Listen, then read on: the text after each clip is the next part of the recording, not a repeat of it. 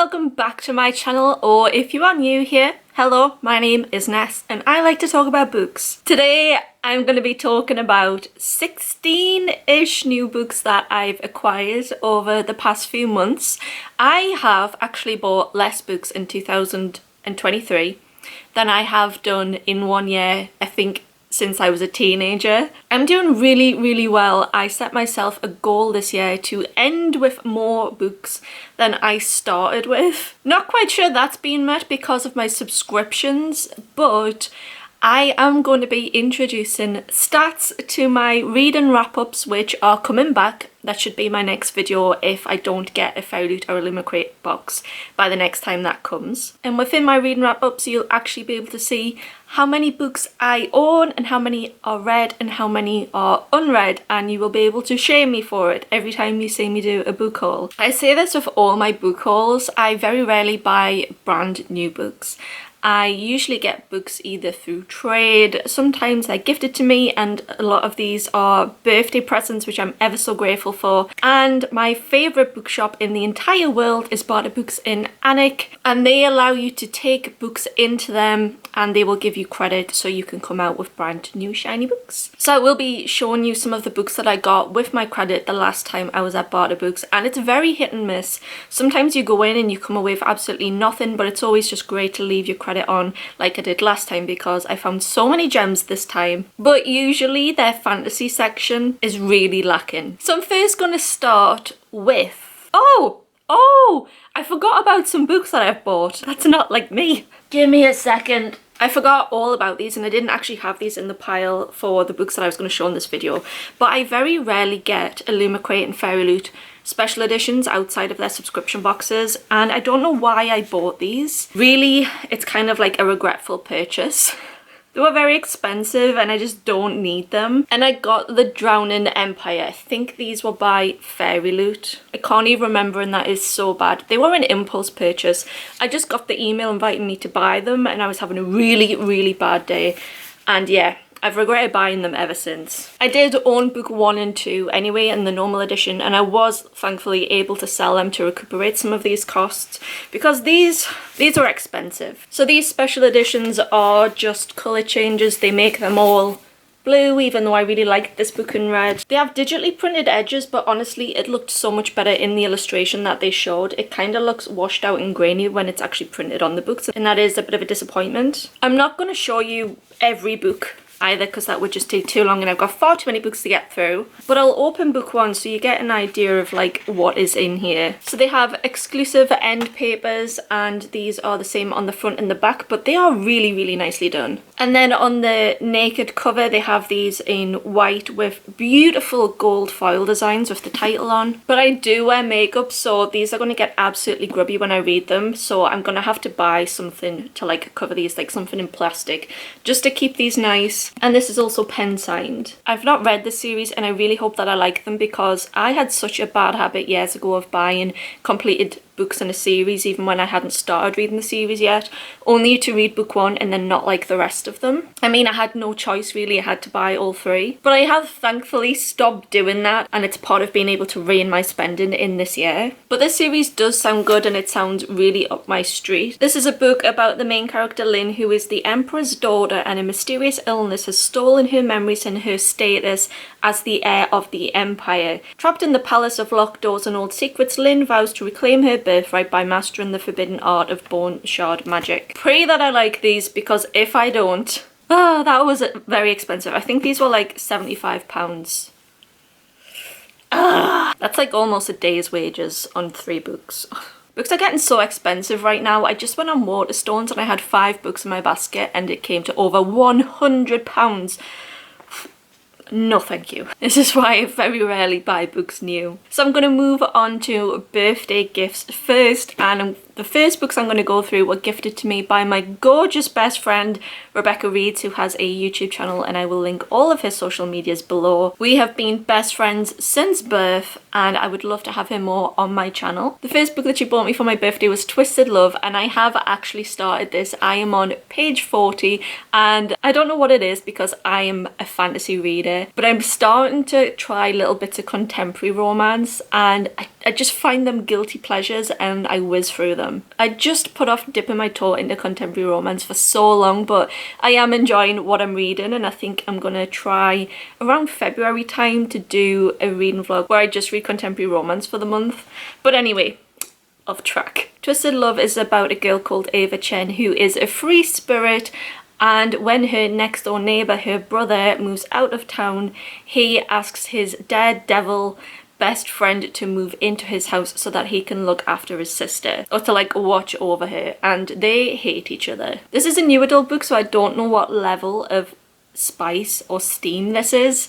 I'm gonna be very unprepared if it goes into like, you know, but I think it has the ability to go there. But I've seen this in the works for very cheap, so if you are in the UK and you want to try your hands at some new adult steamy, try the works. They are currently the king of that. Sticking with a contemporary romance, the next book she got me is Magnolia Parks, and I was just like for a split second thrown like, what is this book? Because this cover is totally different to the self-published edition of Magnolia Parks, which is absolutely stunning. And when I'd seen this book getting really popular on TikTok with that cover, I was just so intrigued by it, and I definitely didn't think it was a romance. Such a unique cover, and props for that cover art. This one is just so lazy in comparison, in my opinion. And this is another book that I've started and tried 40 pages of and really enjoyed, and will be continuing in around February time. I don't know why for the last two books I just started reading them and then put them down, but I was like very content with what I read and looking forward to picking them back up in the future.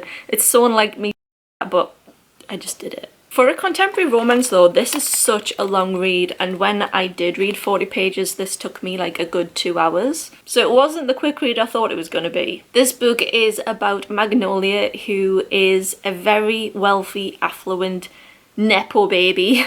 Her best friend is called BJ, and I can't actually remember what that stands for. I think it's like Valentine or something. And he's also part of her like famous socialite friendship group, and they are friends, but they are like in love with each other, and the book shows both of their perspectives. I thought the characters were actually well written in this and really well fleshed out, and they felt like their own individual person. If you want a read which is kind of like upper class society romance, I would try this one. I would make that recommendation. But I'm excited to read it around February. Going back to my usual reading taste, the next book that she got me is Stormblind Medusa's Story by Natalie Haynes. I read 1,000 Ships.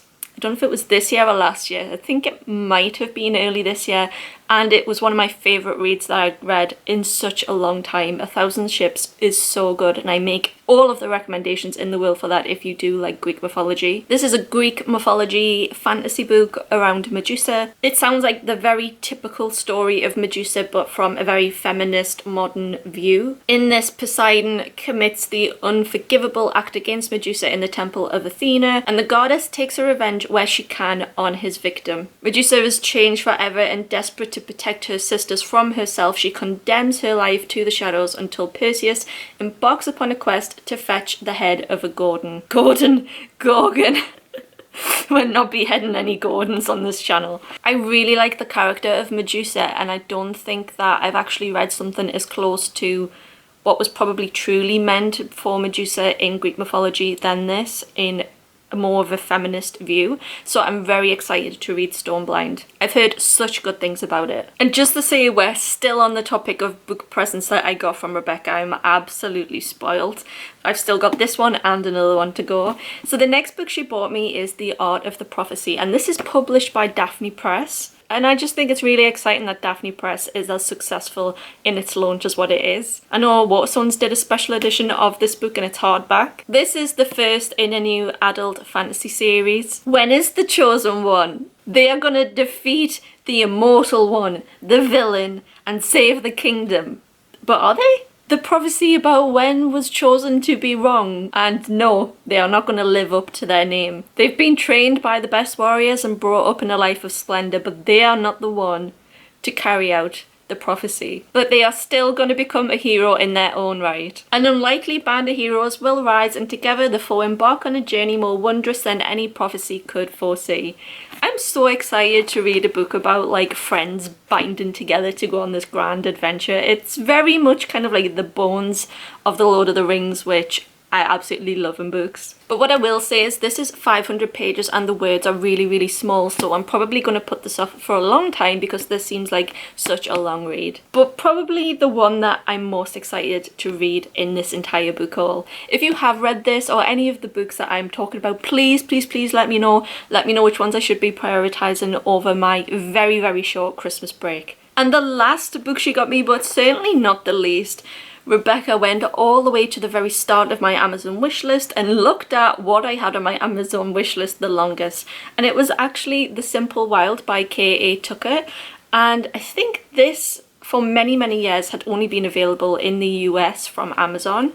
When was this first printed? It was first published in the US in 2018, but it's only just this year got picked up by Penguin and published in the UK, I think.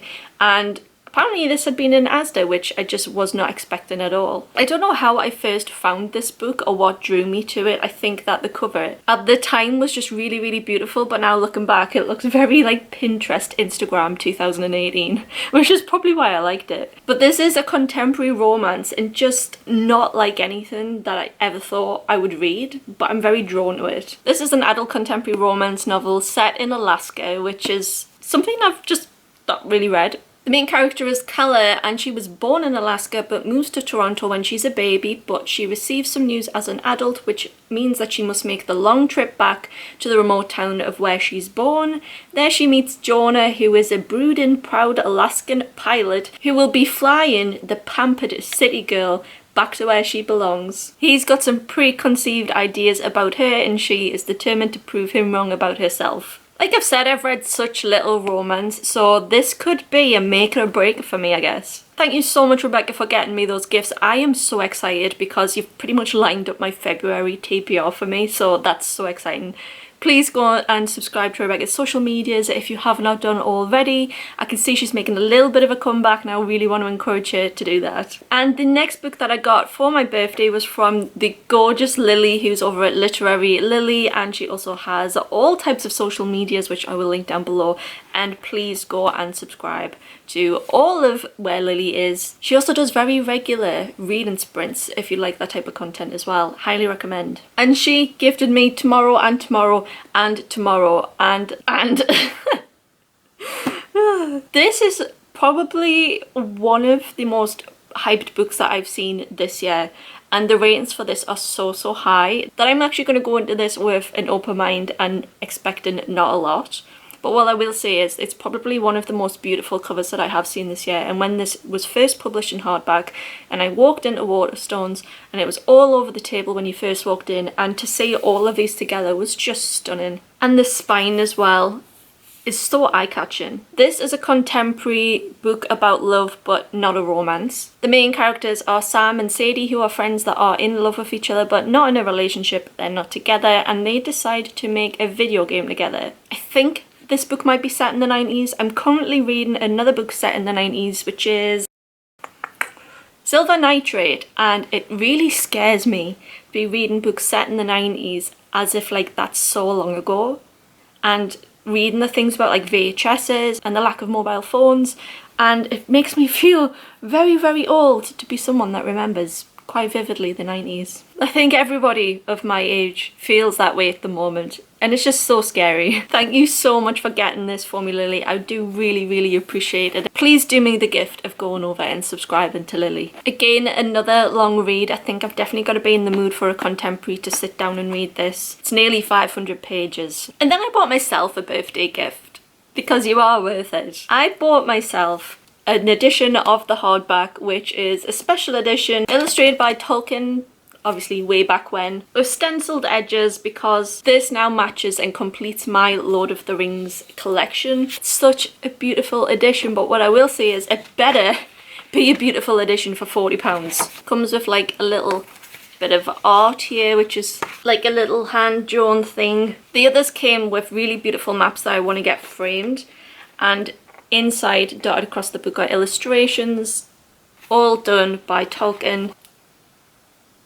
I've never read The Hobbit, but this is now my second edition and I have no excuse. And it now matches my edition of Lord of the Rings and the Silmarillion, which are now sitting pretty on my shelves. Probably the most expensive books that I own, but I love them. Next, I did get 2 books sent to me by a publisher, and I get very excited when this happens because this very, very, very rarely happens.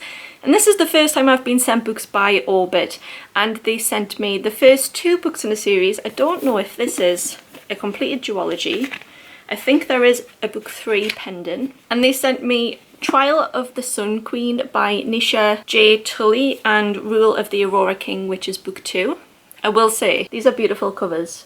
I am very, very excited to read this. This is an adult fantasy series. I thought when I saw this would be young adult, but it's not. It's adult, and I'm very excited by this because the premise sounds really good, but it's something you find a lot in young adult books and you don't really see this as an adult. It's selling itself against the likes of Sarah J. Maas, Fourth Wing and The Hunger Games, so it better bring it. The main character is Law, and she's in a contest of 10 women to win the heart of the Sun King.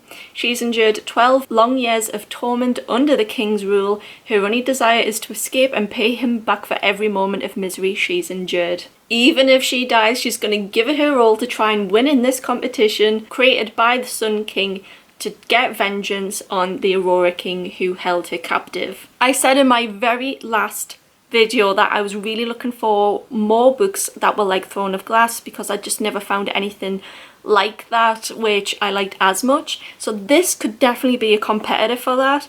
I'm thinking about doing a reading vlog for these because this sounds really exciting, and when a book is published by Orbit, who I have the most faith in, I typically really like it. Like, as a star average, Orbit has my highest numbers of 5 stars. So they could be onto a winner with this one. Then for what I spent my credit on in barter books, I have a handful of books here. The first one I picked up was One of Us Is Next. Now their young adult section when I went was really lacking, was really poor. So I'm pleased that I even just found this one.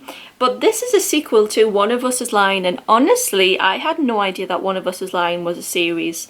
There's another book as well called Two Can't Keep a Secret. Who knew? I didn't.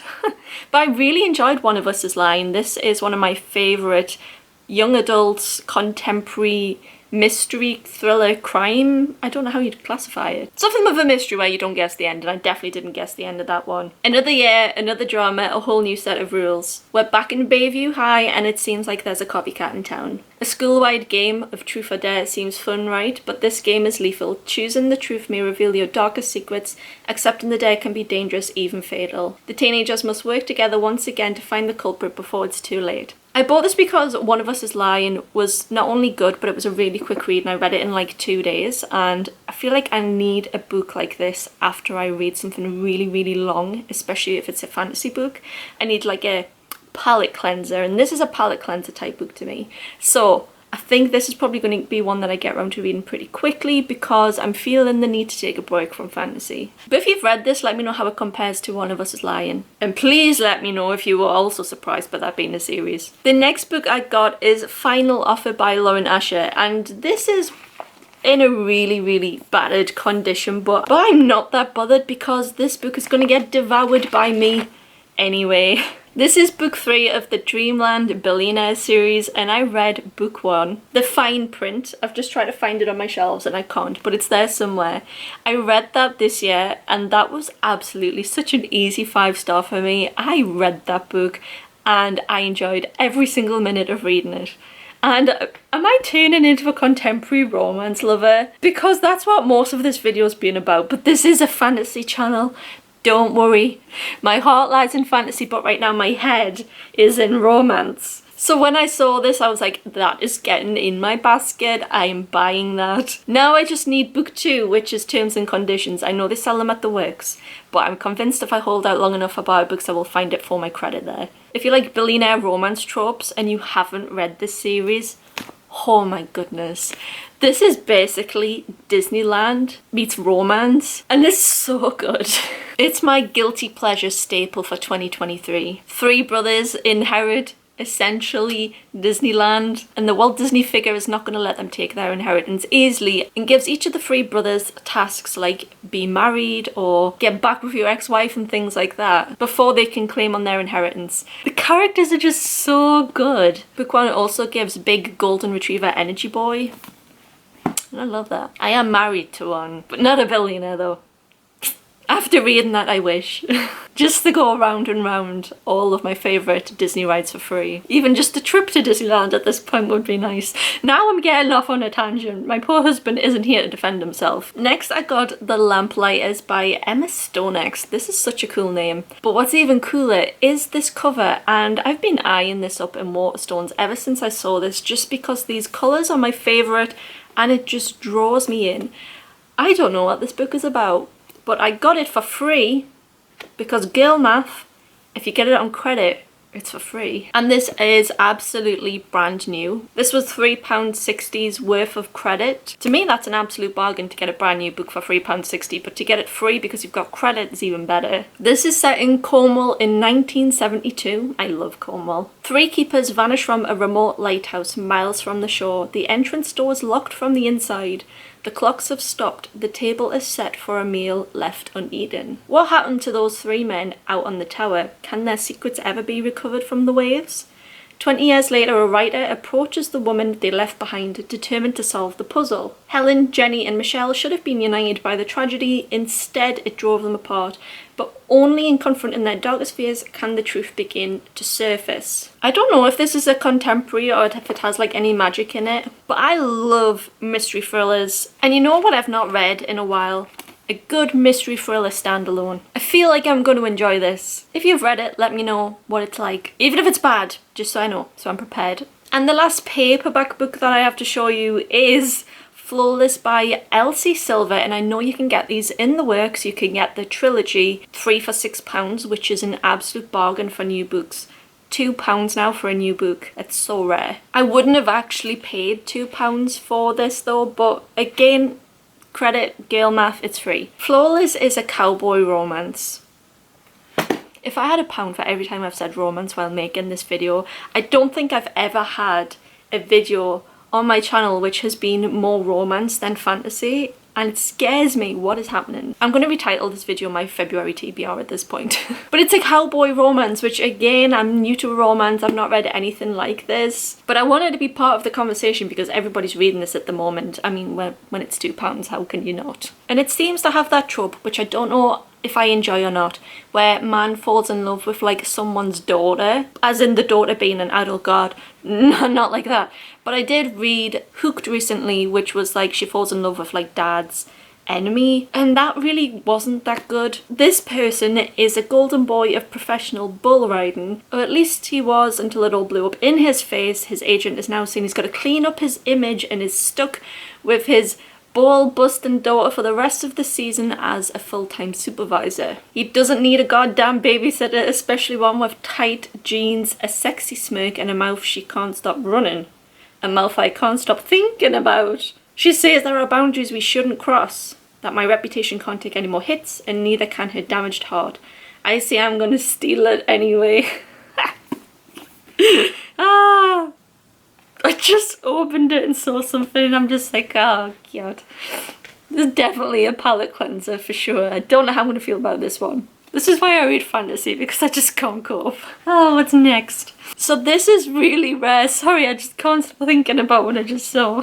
So it's really rare for me to go into Barter Books and see signed editions, although they do have a signed edition section if you do pop into Barter Books and you are just looking for something spectacular. And when you do find them, they're very expensive. I say expensive, they're like £12 to £18. And one of them that I found was Sweet Black Waves, and this is signed and it's brand new. And I was looking at this cover and I was like, this title really does not ring a bell, and I'm sure this is fantasy. Christina Perez also doesn't ring a bell. And when I looked at it, I'd added this to my Goodreads to read so many years ago and then just forgot all about it. I've literally never ever seen this in shops before. I don't even know if this is available in the UK because this is an American edition as well. But this is a fantasy book. Two proud kingdoms stand on opposite shores with only a bloody history between them.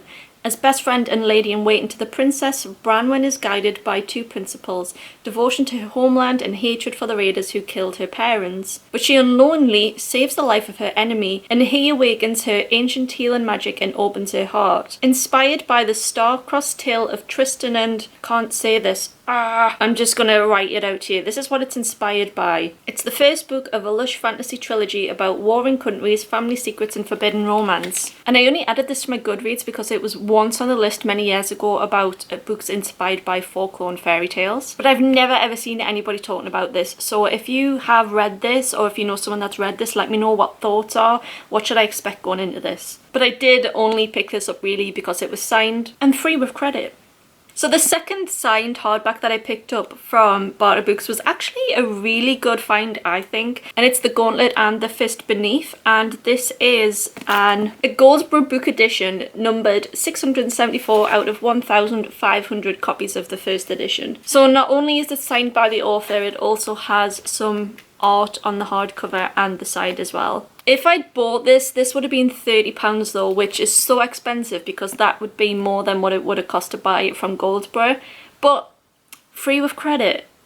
So I wouldn't have bought this with cash, but I just think that this is such a good find, and it's brand new, it's never been read. And I did sit down while I was in the store and had a look on Goodreads at the reviews for this, and there wasn't many, but a lot of people were again saying it had like the bones of the Lord of the Rings about friends going off on an adventure, and that's just what I really like about fantasy. This is an adult fantasy novel. The main character is a female who is a warrior in the Storm Guard Commandos, but she has since retired. She's done her duty and she's left that behind, but her peace is shattered when one night her daughter is abducted and she's forced to chase across the lands of twisted monsters and ancient gods to try and get her daughter back. This sounds very similar to the concept of, is it Kings of the Wild, which I read recently, and that was another 5-star read. I loved it. I didn't realise that trying to save your child fantasy was something that I would enjoy, but I really like it. It makes a lot of sense as a driver plot in fantasy as well. So this will be one to read. And if you have any book recommendations like Kings of the Wild, please let me know. And the final book is actually the only book in this book haul which I have bought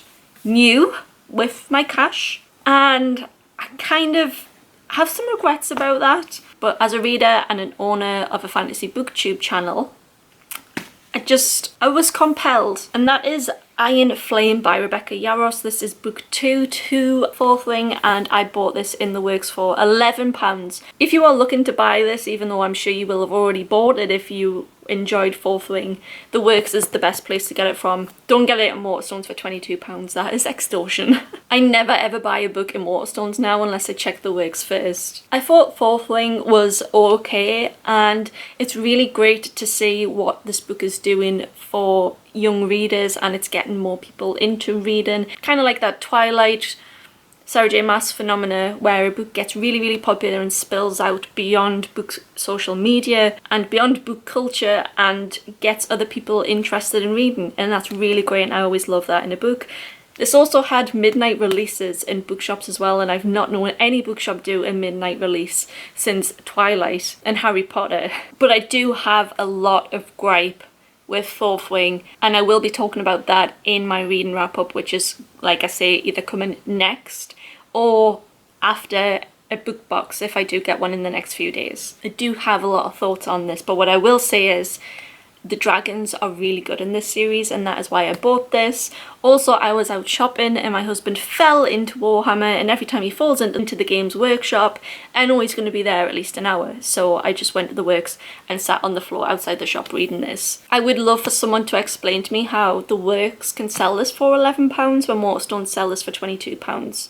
How does that work? If you have not heard of Fourth Wing, it's a new adult fantasy series set in a war college where the main character is training to be a dragon rider, but she is also the commander's daughter, which I've read a few times in other fantasies, but that's kind of it's been a bit better, so in my head I kept comparing it to An Ember in the Ashes, which I loved so much more than this. But it's the dragons what make this book, because the main character is able to communicate with the dragons, and the sarcastic way that Rebecca Yarros has written them is actually really enjoyable and fun. But I do have other thoughts on Rebecca Yarros's writing in general, which I'm going to save for my wrap up. This is a 600-page book, and Fourth Wing I think came in at about 400 words. I read that in about 5 days, though. It's actually a really quick read, so this might be one that I get around to reading sooner rather than later, because I want to add to the discussions of this while this is still fresh and other people are reading this. So that's my book haul. I'm probably going to have one more book haul of this year, and then that will be me done for 2023. I think I've done pretty well in restraining myself on buying books and focusing more on getting my books read this year. Even though it doesn't seem like that, I do think I'm trying to chip away and make little gains. But thank you so much for watching. Let me know what you've been reading recently. If you've read any of these, please let me know your thoughts, and I look forward to seeing you in my next video. Bye guys.